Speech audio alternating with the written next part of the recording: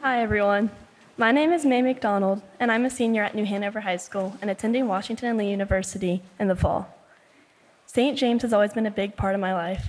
From attending Sunday school and elementary school to going to Bible study on Wednesdays, St. James Youth Group has always been one of the most consistent things in my life.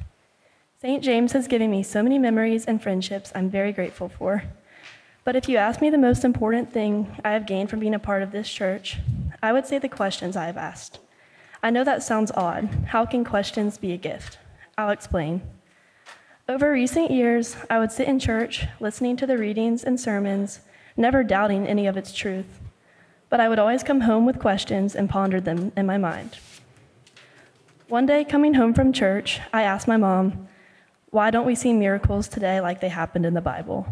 It's not that I doubted any of the Bible's truth, but it didn't seem quite fair that people in the Bible had their prayers answered by burning bushes and seeing Christ walk on water. But when I say a prayer, I just have to have blind faith.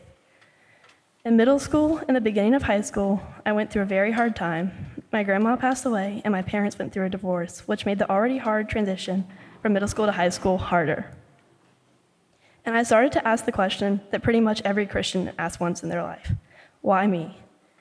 This was the first time my walk with Jesus didn't appear as a straight path.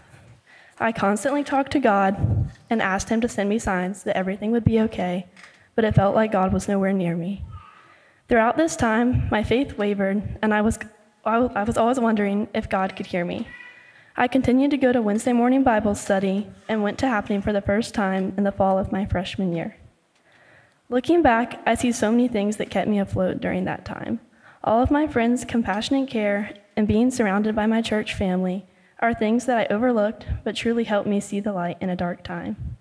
What I truly learned is that when I constantly showed up for God, I discovered him in new ways showing up for me. Having the most amazing people surround me, like Cookie, Jane, and the entirety of the youth group, has created the most open, loving community I could hope for. I am so lucky to have a group where God's presence is clearly visible. The longer I thought about it, I realized miracles happen in front of my eyes every day. It's just easy to miss them if I'm not looking hard enough. Just like in the gospel today, when the disciples were walking alongside Jesus without realizing it, I have missed signs and answered prayers from God because I was waiting on something more obvious to appear in front of my face. Miracles may be hiding right in front of us, but sometimes we are so intent on seeking out words from God that we miss them. God speaks through nature, through sunsets, through music and laughter. God will reveal himself to us just as he did to the disciples if we just open our eyes.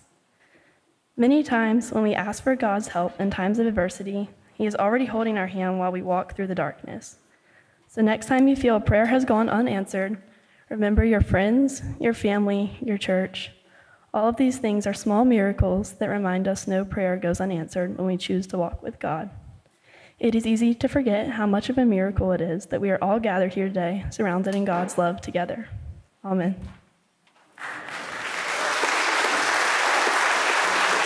Thanks for tuning in to listen to sermons from St. James Parish.